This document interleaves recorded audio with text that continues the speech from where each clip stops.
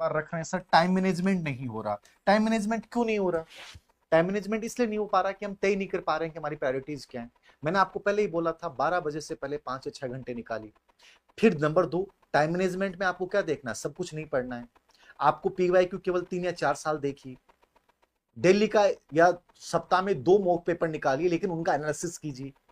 अब आपको ये पता चलना चाहिए कि मेरे लिए सबसे स्कोरिंग पार्ट क्या है। अब मान लीजिए कोई बच्चा है वो कहता है कि मैं टीएम नहीं पढ़ूंगा, टीचिंग मेथोडोलॉजी नहीं पढ़ूंगा टाइम मैनेजमेंट में। ये सबसे इंपॉर्टेंट पार्ट है। ये कम समय में तैयार किया जाने वाला पार्ट है जो आपको 40 के 40 नंबर दे जाएगा। साइकोलॉजी ऐसा पार्ट है जिसको थोड़ा सा समझ लिया तो आपके 20% सही हो जाएंगे। लेकिन आप फर्स्ट पेपर के अंतर्गत राजस्थान हिस्ट्री, करंट और इकोनॉमिक्स वाला पार्ट, पॉलिटी वाला पार्ट बहुत कुछ भी पढ़ लोगे तो गारंटी नहीं है कि उसमें से प्रश्न सही हो जाएंगे आपके। लेकिन ये पार्ट ऐसे हैं जो आपको स्कोरिंग दे के जाएंगे। हाँ, मैं कह सकता हूं वर्ल्ड ज्योग्राफी, इंडियन ज्योग्राफी आपके साथ दगा नहीं करेगी। यदि आपने सही जगह से उस कंटेंट को पढ़ा है, पीवाईक्यू बेस पढ़ा है, तो इंडिया और वर्ल्ड ज्योग्राफी के जो 10 से 15 प्रश्न आएंगे वो आपके सही हो जाएंगे। वहां फैक्चुअल प्रश्न आते हैं, वहां कोई बहुत ज्यादा उलझाने वाला प्रश्न नहीं आता। लेकिन पॉलिटी उलझाएगी, तो पॉलिटी में आपको ये पता होना चाहिए कि मेरे लिए इन इन टॉपिक्स पे मैं अच्छा कर सकता हूं। बाकी इस टॉपिक को पढ़ भी लूंगा तो बहुत ज्यादा फायदा नहीं होगा और बहुत ज्यादा टाइम लगेगा, तो उनको छोड़ दीजिए। 80% सिलेबस को इस प्रकार से कवर कीजिए कि इसको कवर करने के बाद पर्सन मेरे सही हो जाएंगे। ऐसे नहीं है कि तुम 90% पढ़ रहे हो, 100% पढ़ रहे हो, लेकिन आप ऐसे टॉपिक भी पढ़ गए कि जिनको पढ़ने के बाद आपके पर्सन सही नहीं होते हैं, तो वहां टाइम खराब नहीं करना है। टाइम मैनेजमेंट का मतलब यह है कि आपको ये देखना है कि मेरा कोर पार्ट क्या है, जो मुझे जरूर करना चाहिए और जिसको करने के बाद 100% रिजल्ट आएगा। 100% रिजल्ट आएगा, वो टॉपिक्स की पहचान कीजिए आप, तो कम से कम वहां कर सकते हो। तो ये चीजें आपको कोई दूसरा नहीं बताएगा, आपको खुद करना है। तो मैक्सिमम मॉर्निंग टाइम निकालिए, हाई प्रायोरिटीज वाले टॉपिक तय कीजिए, कौन से पार्ट में कहां से क्या मैं बेस्ट कर सकता हूं, ये चीज तय कीजिए। और ये कोई दूसरा टीचर नहीं बताएगा, ये आप जब खुद पूरा सिलेबस लेके बैठोगे, पेपर एनालिसिस करोगे, समझ में आ जाएगा कि यार ये मेरे लिए सबसे अच्छा पार्ट है, मैं इसको नहीं छोड़ सकता। अब सब्जेक्ट में आप नहीं छोड़ सकते, सब्जेक्ट में क्या रहा है, आप एनसीईआरटी की बुक्स को छोड़ रहे हैं तो मूर्खता कर रहे हैं। समझ रहे हो? आप सब्जेक्ट में मॉडल पेपर कितने निकाल लो कोई फर्क नहीं पड़ेगा, लेकिन उस सब्जेक्ट में वो टॉपिक जो आप कवर नहीं कर पाए उनके 2 या 3 साल के अच्छे लेवल के पेपर निकाले। मॉडल पेपर से बेटर है कि अच्छे लेवल के पेपर निकाले। तो ये चीजें आपको करनी पड़ेंगी, टाइम मैनेजमेंट ऑटोमेटिक हो जाएगा। और एक ही ज्यादा गिल्ट मत किया करो कि मेरा 20 दिन खराब हो गए, 25 दिन खराब हो गए, सर अब कैसे करूं? जो गया वो तो वापस नहीं आ सकता। आपकी जो भी गलती रही, आपने टाइम खराब कर दिया। अब ये देखो कि ये 40 दिन मेरी जिंदगी बना सकता है। इस 40 दिन को मैं जी गया तो शायद बहुत बेहतरीन हो जाएगा।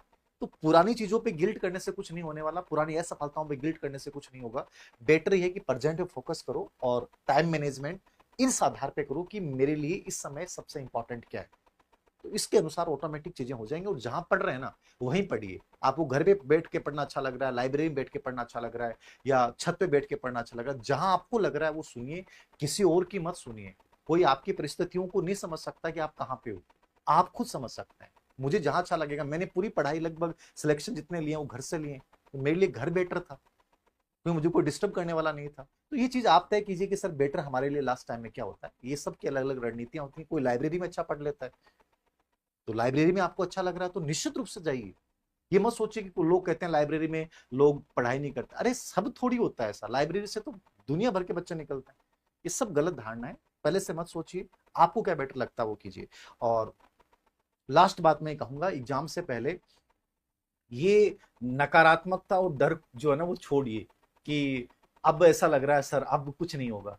डर को कंट्रोल करने का तरीका यही है कि जब भी नेगेटिव थॉट आए उसको पॉजिटिव थॉट में बदलिए। थोड़ा सा मेडिटेशन कीजिए, थोड़ा सा फिजिकल वर्क कीजिए, वॉकिंग के साथ पढ़ना सीखिए। और सोशल मीडिया में कहूंगा कंप्लीटली बंद कर दो। सोशल मीडिया पे जो लगभग फाइलें आ रही हैं उनको बंद कीजिए। हो सकता है 2 या 4 5 चैनल कोई अच्छे भी हों, उनको फॉलो रखिए, लेकिन हर चीज देखनी जरूरी नहीं होती है, हर चीज सुननी जरूरी नहीं होती है, हर चीज फॉलो करनी जरूरी नहीं होती है। केवल वही फॉलो करें जिनसे आपको इंप्रूवमेंट होता है, वही देखिए जो आपके लिए काम का, वही सुनिए जिनसे आपको सच में आगे बढ़ने की एक मोटिवेशन मिल रहा है। बाकी चीजों को इग्नोर कीजिए।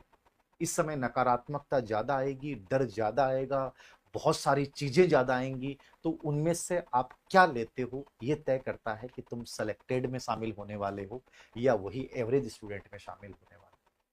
बाकी मैं ये कहूंगा कि टीएम टीचिंग मेथड पे फोकस कीजिए, साइकोलॉजी पे फोकस कीजिए, क्योंकि यहाँ दगा नहीं मिलेगा, पढ़ोगे तो 100% रिजल्ट आएगा। फर्स्ट पेपर में इंडिया वर्ल्ड ज्योग्राफी को मत छोड़ना।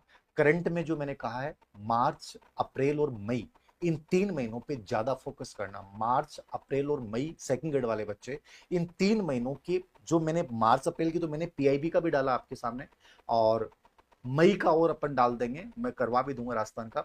बाकी दैनिक भास्कर की जो न्यूज या पत्रिका की जो न्यूज है जिसमें चर्चित रही है, कोई योजना है, ठीक है, स्पोर्ट्स से संबंधित चीजें हैं, कोई बहुत ज्यादा नहीं है, क्योंकि राजस्थान का आएगा तो आप इसमें मेहनत कर सकते हो, ये 10% आपके सही हो सकता है।